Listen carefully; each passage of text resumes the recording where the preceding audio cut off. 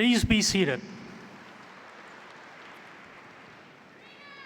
The graduates, the candidates for degrees, the faculty, the staff, and the parents, families, and friends of the graduates and candidates are now assembled. I hereby declare this School of Management Commencement of the University at Buffalo to be open. Welcome to our 2015 graduation program honoring this year's recipients of graduate degrees from the University at Buffalo School of Management. We are here to offer our personal congratulations to our students, as well as to their families and friends. Before I go on, I would like to ask any veterans and those serving in the armed forces who are here today to please stand. Veterans, please.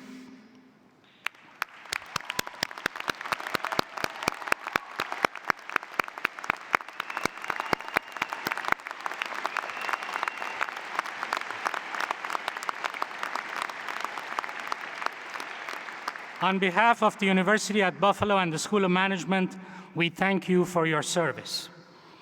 Today, we recognize the accomplishments of our graduates, as well as their potential for achievement and success in the years ahead. You are a source of pride and optimism for all of us. Ladies and gentlemen, as we begin our ceremony, would you please stand and join vocalist Wes Richter, Jr., alumnus, Master of Business Administration class of 2013, in singing the national anthem. Gentlemen, please remove your caps.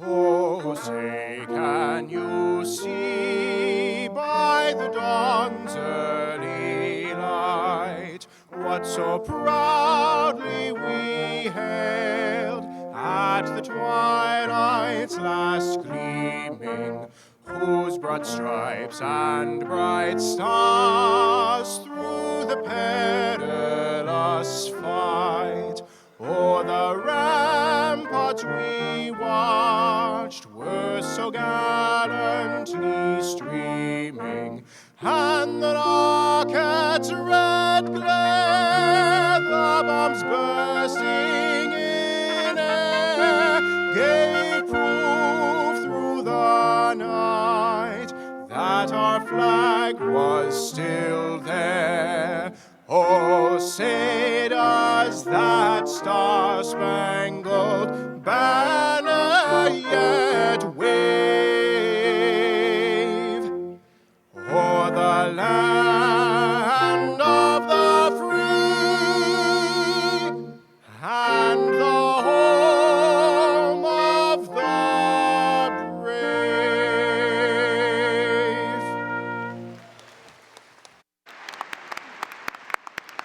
Thank you. Please be seated. It is now my pleasure to introduce several special guests. Please hold your applause until all have been introduced.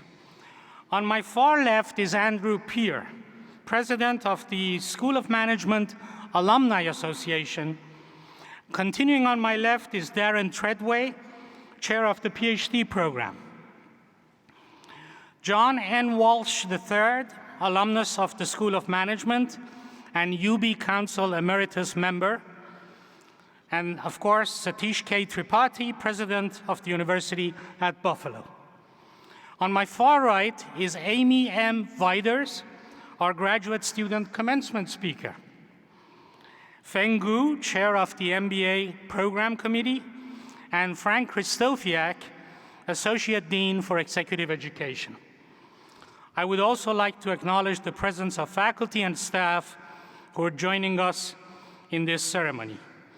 Today, we send 554 graduates. That's 554 graduates out into the world, armed with a top-notch management education. As I was preparing my remarks for today, I came across a book that I found to be particularly relevant. This is David Brooks's The Road to character. Brooks is a well-known columnist for New York Times and author of several award-winning nonfiction books. You may also recall that he was here as a UB Distinguished Speaker in 2012. Brooks has called attention to the difference between resume virtues and eulogy virtues. The former, he writes, are the virtues you list on your resume, while eulogy virtues are the ones talked about at your funeral. Now, all of you are much too young to even think about eulogies, so I will call these career virtues and character virtues.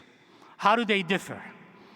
Career virtues are about getting ahead in the economic sphere.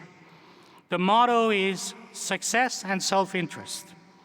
Character virtues refer to your inner life and your moral core. The motto might be charity, love, and redemption. The art of living, according to Brooks, is to balance the tension between these two sides of human nature. Now, Brooks believes that we have largely focused on career virtues, making the journey of life about climbing the ladder of success.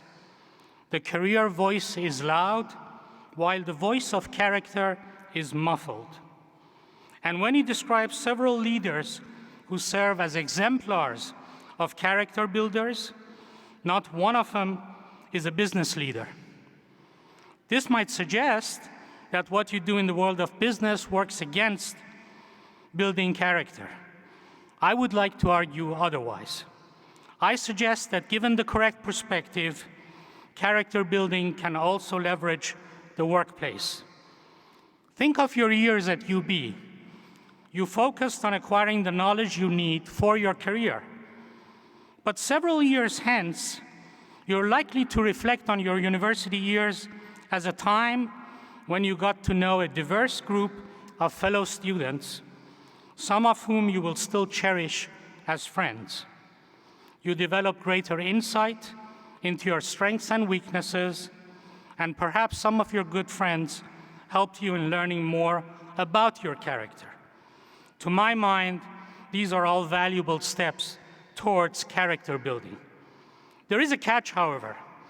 The kind of character Brooks has in mind ripens slowly and is never developed in isolation. It requires struggle, self-examination, humility, and love. It does not come out of a recipe book. Often it takes a lifetime, but when you achieve it, it imparts joy, calm, and wisdom. So even as I wish you every success in your career, I ask you not to lose sight of what Brooks so pointedly reminds us. Ask yourself what kind of character you wish to build, and discuss it with those who are further along on this path. As you further your career, keep the character goal firmly in mind and inject some of its imperatives into your workplace. Think of character virtues as something you would build along with your career. If you can strike this balance, you will lead a richer life, and we will be even prouder of you as alumni. It is now my distinct pleasure to introduce President Satish K. Tripathi, who will offer greetings. Satish.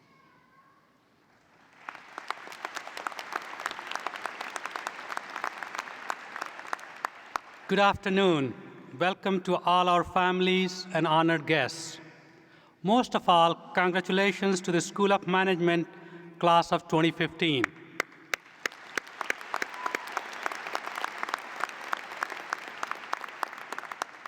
We take pride in your achievements and in the considerable body of knowledge you have gained. But what you know is only part of the story. It is what you do with this knowledge that will shape your unique contributions to humanity. What I'm really talking about is the creative impulse, the force that brings knowledge to life, transforms ideas into action.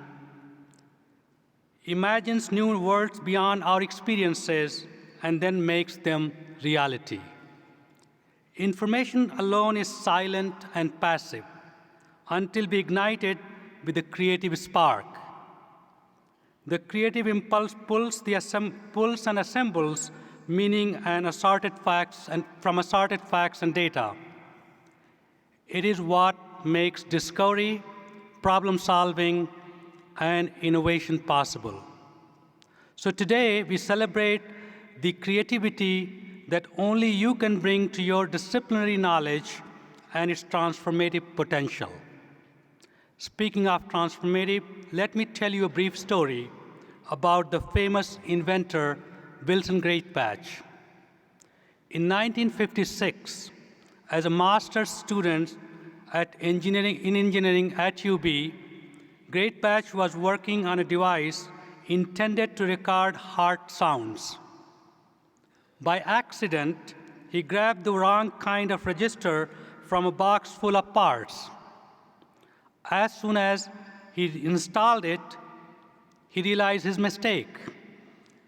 But in the next moment, he recognized the monumental significance of this error. With this register, he wasn't just recording sound. He was actually creating a pulse, a pacemaker. Early pacemakers existed at this point, but only as external devices that had to be plugged into an electrical outlet. With this accidental discovery, Greatbatch thought he could build a pacemaker small enough to be implanted in the human body. So in collaboration with his Buffalo colleagues, this accidental discovery gave rise to the modern medical device industry and has impacted thousands of cardiac patients.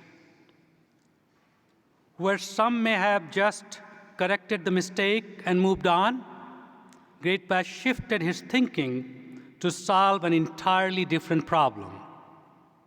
So whatever your field, whether you are helping to bring a new invention to market or refining how the world does business in the digital age, there will always be new problems to solve, unexpected challenges to confront head-on. This is the creative process. And as Greatbatch's example shows, the creative process involves taking chances. It requires the confidence to alter our perceptions, veer from defined paths, in a sense, to take risk. UB has a proud tradition of intellectuals taking risks. As graduate students in the School of Management, you have worked with faculty, entrepreneurs, and business leaders at the cutting edge of their fields. You have been out in front as new operating theories are developed, new research methods are tested, and new business models are shaped. There's nothing riskier or more rewarding than being one of the first to venture a new idea, a new approach to an age-old problem. Generations of School of Management graduates before you have made their own bold leaps, and the results have been transformative. Like Sarah Melendi, who used her UB doctoral education to help found an innovative partnership that has become a national model for protecting victims of financial fraud. Or Eric Reich and Michael Weissman, MBA grads who took $25,000 in seed money from the Panache Entrepreneurship Competition and used this to found Campus Labs, one of our region's most successful startup ventures, and recently acquired for $40 million. And now you will continue that story. You will use your UB education to change the direction of your profession. You will push the boundaries of accepted knowledge, and you will change our world for the better. Congratulations and all the best wishes for much continued success.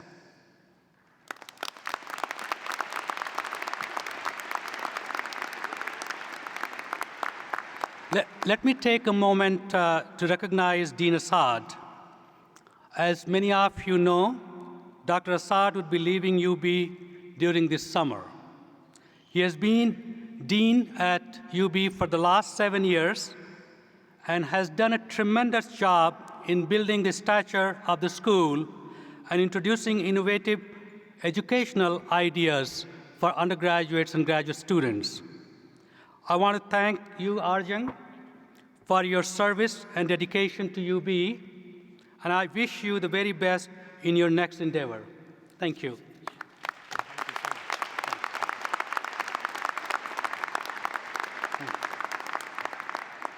Thank you, President Tripathi, and especially thank you for the kind remarks.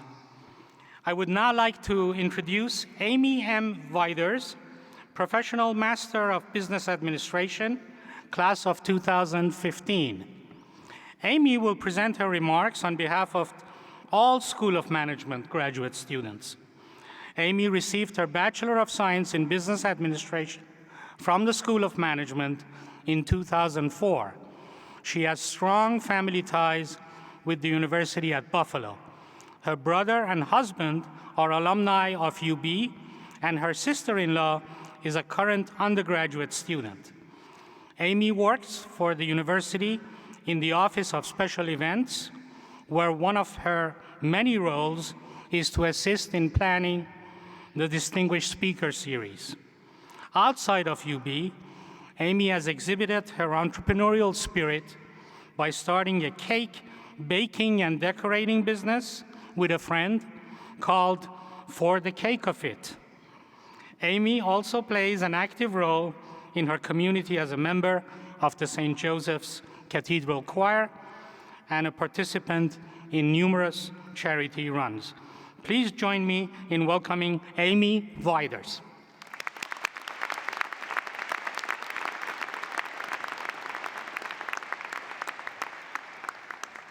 Thank you, Dean Assad, and welcome President Tripathi, esteemed faculty and staff, students, and guests. On behalf of the class of 2015, I want to start by thanking everyone here today. None of us would be able to cross this stage if it were not for the love and support of our parents, spouses, children, siblings, UB faculty and staff, friends, coworkers, and maybe most importantly, each other. Many of our loved ones here today may not have seen firsthand what we've been going through these last few years. So let me take you back to when I began this journey 3 years ago. I was asked in my very first MBA class to take a personality test. At that moment, I felt completely out of my element. I was a shy introvert in a sea of extroverts, a follower surrounded by leaders. At that moment, I was sure I was going to drown. This was the first lesson we learned in our graduate program. Everything is not always what it seems to be. Whether I believed it or not, I was not alone, and my fear of this new experience was shared by many of my other classmates. This apprehension helped to drive me to work harder and learn many lessons more than just those taught in the classroom. I became aware that we can all be very successful leaders, and the fact that I, an identified introvert, am standing on this stage speaking with all of you tonight shows the value of the UB School of Management's graduate level programs. Next, we learned that mistakes happen. I think back to those early weeks of my statistics course when we got back our first group projects, and I frantically turned to the last page to find a horrifying failing grade. I know most of us had moments like these where we thought we weren't going to make it to this moment, but again, things are not always what they seem. We are not perfect, and we never will be, but we learn from our mistakes and we move on. After many of those mistakes, it became apparent that we had to do more than just work hard. Planning became as important, if not more so, than the work we were doing. We began to rely on each other and the different unique talents we each brought to the table. Our teams began to work smarter, and we all became better students, employees, and people because of it. While learning all of these lessons, these past few years have flown by. yet somehow they've dragged on terribly slow. Together, we've stressed out about exams and papers, celebrated good grades, and suffered through our sorrows. None of us drowned, we never even came close. We found that with the support of those around us, especially our new lifelong friends, we can rise up beyond our own expectations. So, remember these few lessons. Things are not always what they seem. You are not alone. There will be mistakes, but embrace them and grow. Work hard, but work smarter.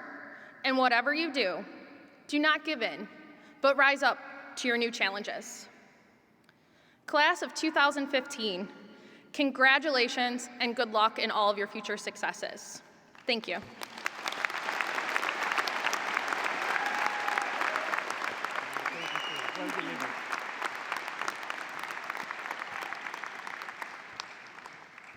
Thank you, Amy.